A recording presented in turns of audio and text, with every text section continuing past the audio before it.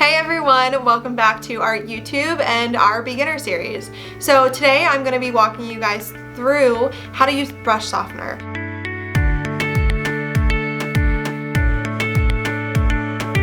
So if you're new to dip powder, you may have had your finish gel or your pro base brush become hard. So if your pro base brush is becoming hard, it could be because, if you're using any prep or even swiping the nail with alcohol before you dip and not letting that dry properly, the pro base brush can come in contact with that and then it can cause that to harden.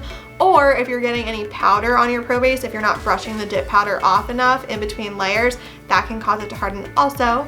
And then for your finish gel, if when you go in and apply your second layer of activator, you applied a little bit too generously, it hasn't dried all the way, the finish gel brush can also get hard from that, but don't fret, we have our brush softener and then that'll save your brush. So when you're gonna go in and use the brush softener, what you wanna do is just take either your pro base brush or your finish gel brush, and all you want to do is take out the brush that's in the brush softener and swap them out. It's really simple.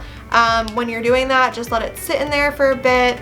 Make sure to go ahead and shake the brush softener bottle up once you have your hardened brush in there, and then that'll just help clean the stem of the brush and everything else. And so from there, you're gonna wanna let your hardened brush soak in the brush softener for just around 5 minutes. And then after that, you just wanna go ahead, remove that brush. You can take a cuticle pusher if you'd like, and you can kind of just scrape off any, hardened pro base or finish gel and just kind of refresh the brush.